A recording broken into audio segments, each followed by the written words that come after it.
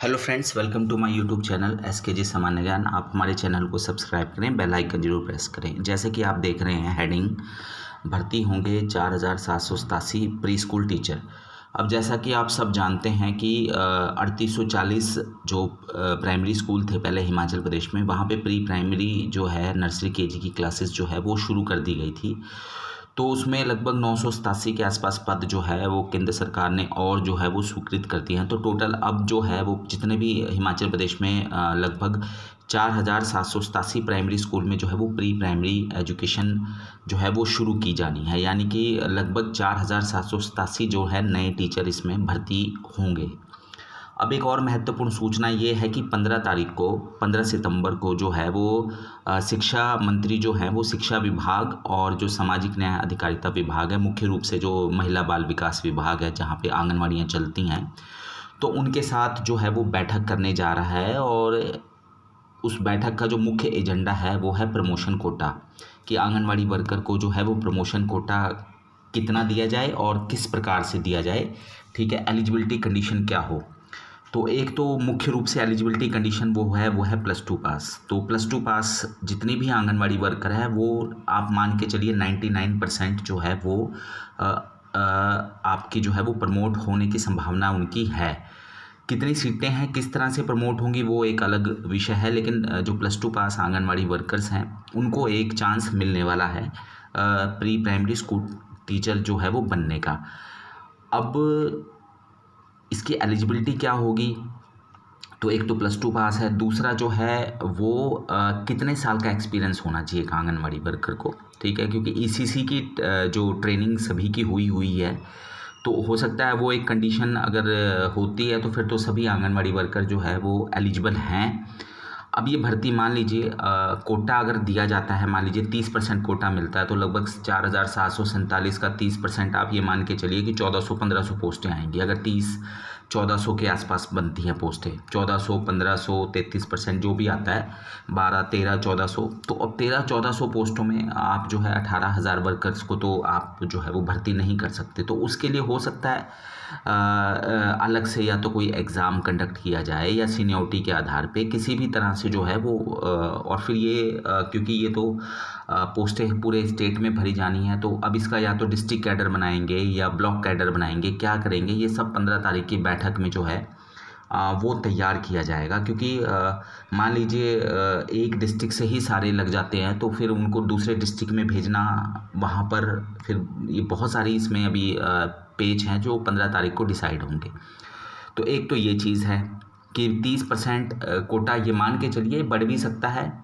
और 5-1% मतलब मिलना तो है ही है, 25 से 30 तो मिलना है, इससे ज़्यादा भी हो सकता है, लेकिन फ़िलहाल ये मान के चलिए कि इनको जो है वो मौका मिलने जा रहा है। और 1200 से अब क्योंकि 987 पोस्टें और बढ़ गई हैं, तो अब ये मान के चलिए कि आपकी लगभग 300 से 400 पोस्टें और बढ़ गई हैं, तो लगभग 1500 के आसपास ही कहीं जाके बैठेगा, कम भी हो सकता है कुछ। तो अब ये 1500 में 18,000 वर्करें कैसे फिट होंगी, ये बहुत बड़ा वो है। क्योंकि आप ये मान के चलिए कि कुछ जो आंगनवाड़ी वर्कर्स हैं वो अभी 10वीं पास हैं या उससे कम पढ़ी लिखी हैं, तो शायद वो एलिजिबल ना हो, लेकिन फिर भी 18,000 में से 13, 14, 15,000 के आसपास जो वर्कर हैं वो +2 पास हैं और उससे हाईली ज़्यादा क्वालिफाइड भी हैं। तो अब ये देखना है 15 तारीख की बैठक के बाद थोड़ी सी स्थितियाँ जो है वो और क्लियर होंगी। दूसरा जो मुद्दा है कि बाकी जो पोस्टें हैं वहाँ पर क्या होगा। तो आप आजकल दौड़ देख रहे होंगे, आंगनवाड़ी वर्कर्स जो है वो एनटीटी का डिप्लोमा करने के लिए दौड़ रही हैं। तो खाली एनटीटी का डिप्लोमा नहीं है, अगर आप इग्नू से आपने अर्ली चाइल्डहुड केयर का डिप्लोमा भी किया हुआ है जो कि मान्यता प्राप्त है, पूरे देश में Indira Gandhi National Open university जो है वो मान्यता प्राप्त है, अगर आप वहाँ पे एडमिशन नहीं ली है तो आप ले लीजिए। इग्नू से आप अर्ली चाइल्डहुड केयर एजुकेशन का अगर आपने डिप्लोमा किया है तो वो डीएलएड के भी बराबर है, हो सकता है जेबीटी को भी अब उसमें शामिल किया जाए, जो नई नोटिफिकेशन शायद सरकार करेगी तो जेबीटी, और जो वर्तमान में जेबीटी तो बंद हो गई है उसकी जगह डीएलएड होता है, डिप्लोमा इन एलिमेंट्री एजुकेशन, तो वो प्लस एनटीटी प्लस जो है आपका अर्ली चाइल्डहुड केयर एजुकेशन का डिप्लोमा। तो अर्ली चाइल्डहुड केयर क्योंकि वर्कर्स एक चीज़ और भी ध्यान में रखने वाली चीज़ है, ये जितने भी एनटीटी के डिप्लोमा हैं ये ज़्यादातर रेगुलर हैं, कोई बाहर के स्टेट से आप कर रहे हैं उससे बेटर है आप Indira Gandhi National Open University से early childhood care and education का डिप्लोमा जो है वो कर ले, ताकि आपको जो है वो फ्यूचर में बेनिफिट मिलेगा। जितनी भी एंटिटीज़ हैं, मैं सोशल मीडिया पे तो बोलना नहीं चाहूँगा, लेकिन अगर आप देखें तो कोई कहीं से छत्तीसगढ़ से कर रहा है, कोई उत्तराखंड से कर रहा है, कोई यूपी से उन्होंने मान्यता लिया है, तो कोई लोकल संस्थान है।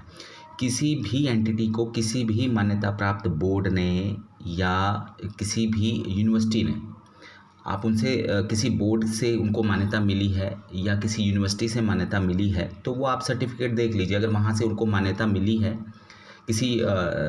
जैसे मान लीजिए हिमाचल बोर्ड ने या पंजाब बोर्ड ने या उत्तराखंड बोर्ड ने, किसी बोर्ड ने या किसी विश्वविद्यालय ने, मान्यता प्राप्त विश्वविद्यालय जो यूजीसी के, उन्होंने उनको मान्यता दी है या किसी गवर्नमेंट ने मान्यता दी है, तो आप ये चीज़ें जो है वो ज़रूर देखें, ठीक है। क्योंकि संस्थान जो हैं वो कहीं कहीं से जो है वो करा रहे हैं कोर्स, बेटर है उसमें अगर आप कर भी रहे हैं तो। पर एक चीज़ का ध्यान रखिए, क्योंकि कल को जो है वो सर्टिफिकेट्स की भी जांच होगी, लेकिन अल्टीमेटली मुझे लगता है कि आंगनवाड़ी वर्कर्स को इसकी आवश्यकता नहीं है कि वो एनटीटी का डिप्लोमा करें, क्योंकि जब उन्हें स्पेशल कोटा मिलेगा तो आप आपस में ही जो 15-16 हज़ार जो वर्कर्स हैं, उसी में से 1500 वर्कर्स ने जो है वो लगना है। तो उसके लिए आप एनटीटी का डिप्लोमा करेंगे, तो एनटीटी का डिप्लोमा वाले तो जाके फिर वो आपको ओपन एग्ज़ाम फाइट करना पड़ेगा, जिसमें आपको जेबीटी वालों से भी जो है एग्ज़ाम फाइट करना पड़ेगा, एनटीटी वालों से भी एग्ज़ाम फाइट करना पड़ेगा, डीएलएड वालों से भी एग्ज़ाम फाइट करना पड़ेगा, और ईसीसी डिप्लोमा होल्डर से भी एग्ज़ाम फाइट करना पड़ेगा। तो वो तो एक तरह से ऐसा हो गया है कि जैसे सुपरवाइज़र का एग्ज़ाम है, और आंगनवाड़ी वर्कर्स जो है वो सुपरवाइज़र का ओपन एग्ज़ाम फाइट कर रही है। देखिए, ओपन एग्ज़ाम फाइट करने में और विद इन अपने सर्कल में, यानी कि आंगनवाड़ी वर्कर जो एलडीआर में जो एग्ज़ाम फाइट करती है, उसमें ज़मीन आसमान का अंतर है। तो ये चीज़ें हैं। मुझे लगता है कि एनटीटी करने का सिर्फ 1% ही फ़ायदा जो है वो आंगनवाड़ी वर्कर को मिलने वाला है, 99% उसका कोई फ़ायदा नहीं है। तो आप अननेसेसरी अपना पैसा वेस्ट कर रहे हैं। बाकी ये मेरी अपनी पर्सनल व्यू है, बाकी किसी ने अपना करना है तो वो कर सकता है, लेकिन फ्यूचर जो है आपकी अपनी यूनियन स्ट्रांग है, आप यूनियन के माध्यम से जो है इसको अपना कोटा जो है वो बढ़वाइए, ठीक है। कितने साल का एक्सपीरियंस है और ईसीसी का जो ट्रेनिंग है उसके बारे में है, वो चीज़ें हैं 15 तारीख को जो है वो क्लियर हो जाएंगी गाइडलाइंस, क्योंकि बहुत बारीकी से बनाई जानी है। क्योंकि इसमें फिर एक चीज़ और भी है, क्या ये पोस्टें आउटसोर्स के आधार पे तो नहीं भरी जा रही हैं, बहुत इंपॉर्टेंट चीज़ है। अगर ये आउटसोर्स के आधार पे भर्तियां होने वाली हैं तो आंगनवाड़ी वर्कर्स को बहुत ज़्यादा नुकसान होने वाला है, क्योंकि जो लोग बेरोज़गार हैं, चाहे वो डीएलएड वाले हैं, चाहे वो जेबीटी वाले हैं, चाहे वो एनटीटी वाले हैं, ठीक है, तो अगर वो 8 या 9 या 10 हज़ार रुपये आउटसोर्स पे अगर वो सरकार टीचर उनको लगाती है तो उनके लिए तो चलिए एक रोज़गार पैदा हो रहा है।